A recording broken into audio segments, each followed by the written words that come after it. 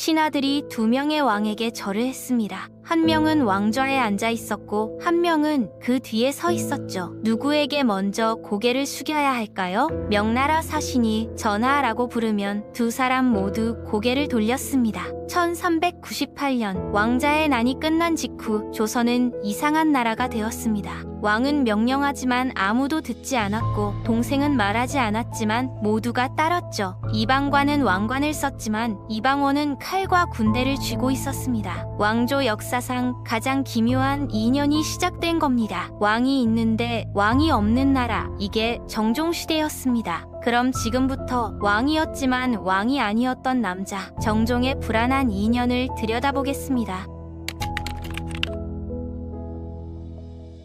이방과가 왕위에 오른 건 선택이 아니라 타협이었습니다. 이방원은 왕자의 난으로 권력을 장악했지만 바로 왕이 되면 반발이 터질 게 뻔했죠. 너무 빠른 즉위는 반란으로 보일 수 있었고 명나라의 의심도 살 수 있었습니다. 게다가 동생들과 세자를 죽인 사람이 바로 왕이 된다는 건 명분이 약했습니다. 피가 채 마르기도 전에 왕관을 쓰면 어떻게 보일까요? 그래서 완충제가 필요했습니다. 이방과 둘째 형이 그 역할을 맡게 된 겁니다. 이방과는 야심이 없었습니다. 정치에 관심도 적었고 권력 다툼에서 늘 뒤로 물러났죠. 형제들이 칼을 들 때도 그는 중립을 지켰고 왕자의 난 당시에도 적극적으로 참여하지 않았습니다. 이방원에게는 완벽한 조건이었습니다. 형을 앞세워 명분을 만들고 시간을 벌면서 자신의 기반을 다질 수 있었으니까요. 신하들도 이 계산을 알았지만 아무도 입 밖에 내지 않았습니다. 정종은 즉위하면서 무거운 짐을 진 걸 알았습니다. 이 왕관은 축복이 아니라 빚이었거든요. 동생이 세워준 왕좌, 피로 물든 궁궐, 살아남은 신하들의 눈빛, 모든 게 불안했습니다. 정종은 왕이 되던 날 아버지 태조를 찾아갔습니다. 하지만 태조는 그를 보려 하지 않았죠. 왕자의 난으로 두 아들을 잃은 태조는 더 이상 왕실을 믿지 않았습니다. 아들이 아들을 죽이고 그 위에서 또 다른 아들이 왕이 되는 걸 보고 싶지 않았던 겁니다. 정종은 그 냉대를 견뎌야 했습니다. 조정의 분위기도 이상했습니다. 신하들은 왕에게 절을 했지만 보고서는 이방원에게 갔죠. 중요한 결정마다 이방원의 의견을 먼저 물었고 왕의 명령도 이방원이 동의해야 시행됐습니다. 회의를 해도 마찬가지였습니다. 정종이 의견을 말하면 신하들은 고개를 끄덕였지만 이방원이 다른 의견을 내면 분위기가 바뀌었죠. 신하들은 이방원의 눈치를 보며 말을 바꿨고 결국 이방원의 뜻대로 결정됐습니다. 정종은 그 모습을 지켜보며 무력감을 느꼈습니다. 이건 왕조가 아니라 2인 체제였습니다. 하나는 명목상 왕이고 하나는 실질적 지배자였죠. 더 이상한 건 신하들도 이게 정상인 척 행동했다는 겁니다. 누구도 왜 왕의 말보다 대군의 말을 따르느냐고 묻지 않았습니다. 묻는 순간 죽을 수도 있었으니까요. 정종은 그 현실을 받아들였습니다. 싸우면 피가 나고 피가 나면 나라가 다시 흔들린다는 걸 알았으니까요. 그래서 침묵했습니다. 이방원은 종이 조정을 재편했습니다. 왕자의 난으로 정도전과 그 추종자들이 사라진 뒤 빈자리를 채워야 했죠.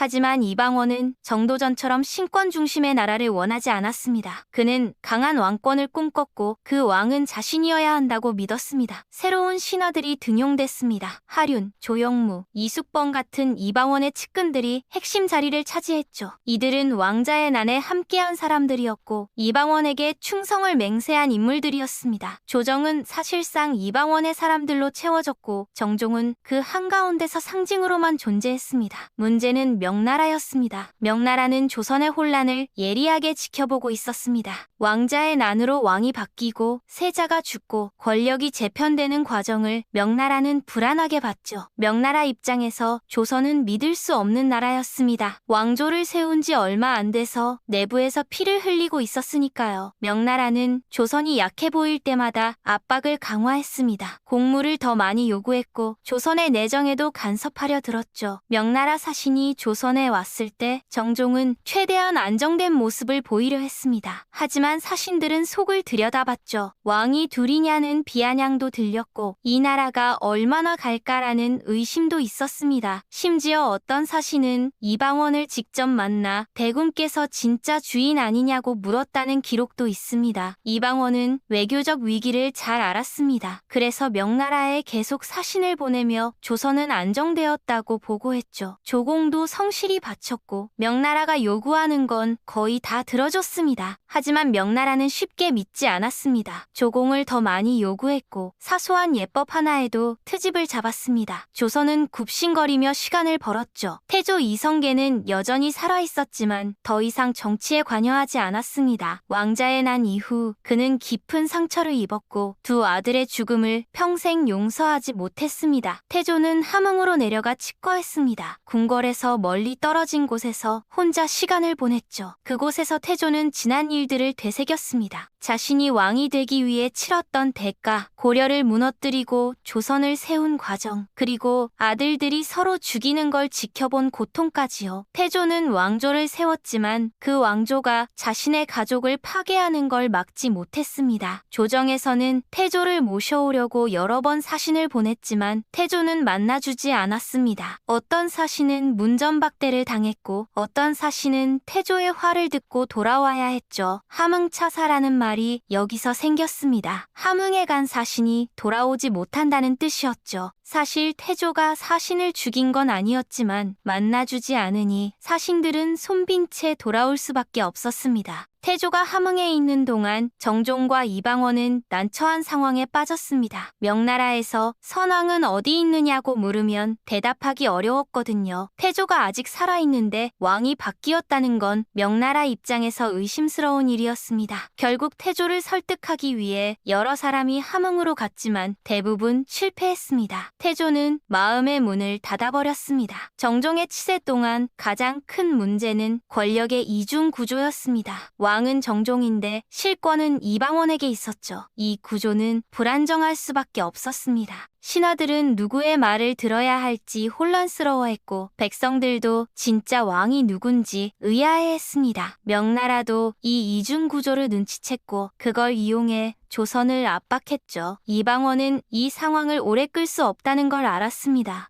언젠가는 자신이 직접 왕이 되어야 했죠. 하지만 아직은 때가 아니었습니다. 조금 더 기다려야 했습니다. 1399년 조정은 한양에서 개경으로 돌아갔다가 다시 한양으로 오는 등 혼란을 겪었습니다. 수도를 어디에 둘 것인가 하는 문제도 결정되지 않았죠. 한양은 태조가 선택한 새 수도였지만 왕자의 난으로 피가 묻은 곳이기도 했습니다. 정종은 한양이 불편했습니다. 이곳에서 동생들이 죽었고 조정이 칼로 갈라졌으니까요. 하지만 이방원은 한양을 고집했습니다. 새 왕조의 새 수도가 필요했고 한양은 지리적으로도 유리했으니까요. 결국 한양으로 돌아왔지만 그 과정에서 시간과 자원이 낭비했습니다. 정종은 왕이지만 결정권이 없었습니다. 큰 정책은 물론이고 작은 인사까지도 이방원의 동의가 필요했죠. 회의를 해도 이방원이 나타나면 분위기가 바뀌었고 신하들은 이방원의 눈치를 봤습니다. 정종은 그 모습을 보며 자신의 한계를 느꼈습니다. 이방원은 군권을 완전히 장악했습니다. 왕자의 난 때 사용한 사병들을 재편해서 자신의 통제 아래 뒀고 핵심 군사 요직에는 자기 사람들을 배치했죠. 의흥삼군부라는 군사기구를 만들어 군대를 완전히 자신의 손에 넣었습니다. 이건 정도전이 꿈꿨던 국가 중심 군대와는 정반대였죠. 정종이 왕이지만 군대는 이방원을 따랐습니다. 이건 매우 위험한 상황이었습니다. 왕이 군대를 통제하지 못하면 왕권은 없는 거나 마찬가지니까요. 실제로 이방원이 군대를 점검하러 나가면 병사들은 환호했지만 정종이 나가면 형식적으로만 예를 갖췄습니다. 정종도 이걸 알았지만 어쩔 수 없었습니다. 이방원과 싸우면 자신이 지는 게 뻔했고 싸움은 또 다른 피를 부를 테니까요. 정종 재위 기간 동안 큰 사건은 없었습니다. 전쟁도 없었고 대규모 반란도 없었죠. 하지만 그 평온함은 진짜 평화가 아니라 숨죽인 긴장이었습니다. 모두가 다음 변화를 기다리고 있었습니다. 정종 자신도 알았습니다. 자신이 오래 왕으로 있을 수 없다는 걸요. 이 왕좌는 임시였고 언젠가는 동생에게 넘겨야 한다는 걸 처음부터 알고 있었습니다. 있었습니다. 1400년이 되자 정종은 결심을 굳혔습니다. 더 이상 이 자리에 있는 게 의미 없다고 판단했죠. 왕이지만 왕이 아닌 삶, 명령하지만 결정하지 못하는 삶이 지쳤습니다. 매일 아침 눈을 뜨면 궁궐의 천장이 보였지만 그건 감옥의 천장이나 다름없었습니다. 왕이라는 이름은 무거웠지만 그 무게에 비해 할 수 있는 건 없었죠. 정종은 밤마다 생각했습니다. 내가 왜 여기 앉아 있나? 이게 무슨 의미가 있나? 그리고 무엇보다 이방원이 진짜 왕이 되어야 나라가 안정된다는 걸 알았습니다.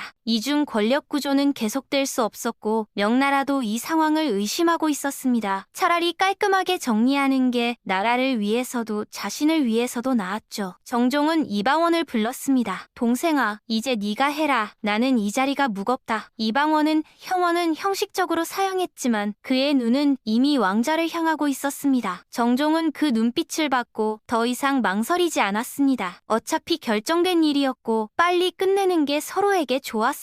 1400년 11월 정종은 공식적으로 퇴위했습니다. 재위 2년, 그는 왕의 옷을 벗고 동생에게 왕좌를 넘겼습니다. 이제 이방원이 공식적으로 왕이 되었습니다. 조선의 세 번째 왕 태종의 시대가 시작된 겁니다. 정종의 퇴위는 강요당한 게 아니었습니다. 그는 스스로 선택했죠. 왕으로 남아서 명목상의 권위만 누리는 것보다 왕좌를 내려놓고 평범하게 사는 게 낫다고 판단했습니다. 이건 어떻게 보면 용기 있는 결정이었습니다. 권력을 자발적으로 내려놓는 건 쉬운 일이 아니니까요. 퇴위 후 정종은 조용히 살았습니다. 정치에 관여하지 않았고 동생의 통치를 방해하지도 않았습니다. 그는 진짜로 왕의 삶에서 벗어나고 싶었던 겁니다. 궁궐을 떠나 한적한 곳에 머물면서 평범한 나날을 보냈죠. 이방원도 형을 괴롭히지 않았습니다. 정종이 협조적으로 왕위를 넘겨줬기 때문에 이방원은 형에게 예우를 갖췄습니다. 생활비도 넉넉히 주고 필요한 건 다 제공했죠. 정종은 그렇게 19년을 더 살다가 1419년에 세상을 떠났습니다. 역사는 정종을 어떻게 평가할까요? 어떤 이는 무능한 왕이라고 하고 어떤 이는 평화를 지킨 왕이라고 합니다. 하지만 정종 스스로는 왕이 되고 싶지 않았을 겁니다. 그는 형제의 피 위에 올라선 왕좌가 편할 리 없었고 동생의 그림자 아래서 왕 노릇하는 게 고통이었습니다. 그가 원했던 건 평범한 삶이었고 결국 그 삶을 선택한 겁니다. 정종의 인연은 조선 역사에서 독특한 시기입니다. 왕이 있지만 권력은 다른 곳에 있었고 조정은 돌아가지만 중심은 흔들렸죠. 이 시기가 없었다면 이방원은 바로 왕이 되었을까요? 아마 안 됐을 겁니다. 너무 빠른 즉위는 반발을 샀을 테고 명나라의 인정도 받기 어려웠을 겁니다. 정종의 인연은 이방원에게 필요한 시간이었습니다. 조정을 재편하고 반대 세력을 정리하고 명분을 쌓는 시간이었죠. 정종은 그 시간을 제공한 겁니다. 그래서 정종의 역할은 단순히 무능한 왕이 아니라 필요한 왕이었습니다. 그가 없었다면 조선은 더 큰 혼란에 빠졌을 수도 있습니다. 이방원이 왕이 된 후 정종은 더 이상 역사의 전면에 나서지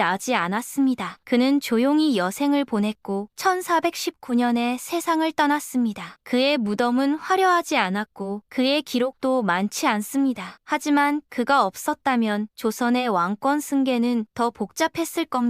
정종의 시대를 한마디로 정리하면 침묵의 왕권이었습니다. 그는 말하지 않았고 싸우지 않았고 그저 시간을 흘려보냈습니다. 하지만 그 시간이 조선을 안정시켰습니다. 왕자의 난 직후의 혼란을 정종이 흡수했고 이방원이 왕이 될 길을 닦아준 겁니다. 역사는 승자를 기억하고 패자를 잊습니다. 정종은 승자도 패자도 아니었습니다. 그는 그냥 중간에 있던 사람이었죠. 하지만 그 중간이 없었다면 조선의 다음 장은 열리지 않았을 겁니다. 1400년 11월 정종은 왕좌에서 내려왔고 이방원은 그 자리에 올랐습니다. 조선의 세 번째 왕 태종, 그의 시대가 시작됐습니다. 정종이 물러난 건 패배가 아니라 선택이었고 그 선택이 조선을 구한 겁니다.